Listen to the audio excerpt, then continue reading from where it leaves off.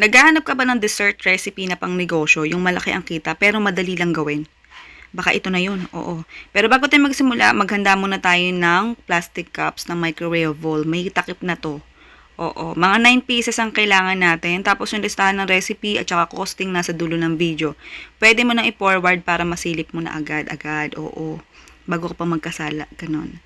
Ayan, 24 grams ng leche flan jelly powder yung ginamit ko. Pero kung wala kang ganyang flavor na mahanap, kahit plain na lang pwede na. Oo. 2 kutsara ng harina. Pwede kang gumamit ng cornstarch kung ayaw mo ng harina. Oo. Tapos sa asin, konti lang, basta mabalanse lang yung tamis, ganun. Pwede hindi ka maglagay kung ayaw mo. 360 ml naman na evaporated milk, pero unti-unti lang muna ang lagay.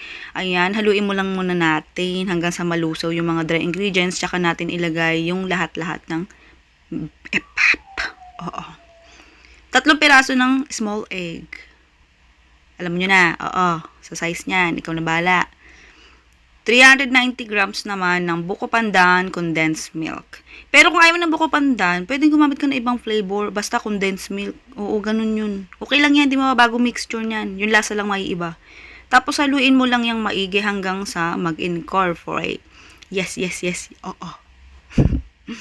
Ganyan lang. Haluin mo maigi kasi yung itlog kailangan maano yan.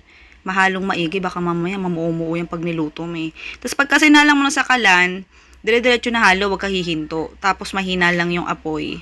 Tapos hintayin mo lang maging ganyan yung ano niya, texture niya, yung malapot-lapot, ganyan. Paalala ko lang kalahati na lang tong mixture na to, ha, nahati ko na to. Oo, yung isa na gamit ko na kahapon sa isa nating recipe. Kaya yung costing nito iba na, ha. Dinivide ko na sa 2. Tapos, sa bawat container, merong 1/4 cup nung buko pandan custard natin. Ayan, pinakita ko lang sa inyo na kapag babagal kayong magsalin katulad ko, ganyan mangyayari. Mabilis kasi siyang mamuo talaga. Tapos, punta tayo dito sa mixture ng jelly. Ayan, 3 cups ng tubig yon, tapos 24 grams ng buko jelly powder. Paresan natin yung buko pandan na custard natin. Oo, tapos haluin mo lang yan hanggang sa malusaw yung jelly powder. Ayan, kung makikita nyo, ano siya, parang naglulumot-lumot na may buo-buo. Kapag na kumulo na, oo, kaya kahit hindi kumulo, pwede naman, oo. Pero inabutan ako ng kulo eh. Okay lang yan, oo. Hango mo na yan, tapos intay mo lang yan na mamuo. Palamigin mo. Pagka lumamig na at namuo, pwede mo nang yung anuhin. Ingay ni Ethan. Pwede mo nang hatiin, oo. Ako, hinati ko to ng pahaba. Katulad nung dati pag nagtitinda ako, ganun ang ginagawa kong hiwa. Ganyan, pahaba. Pero kung ikaw gusto mo square, ikaw bahala. Oo, pwede mo rin dagdagan yung tubig nito kung gusto mo mas maraming magawa. Kaya lang mas mapipil mo kasi na parang buko yung kinakain mo kung matapang yung timpla. Yan, katulad na sa video, ganyan itsura niya.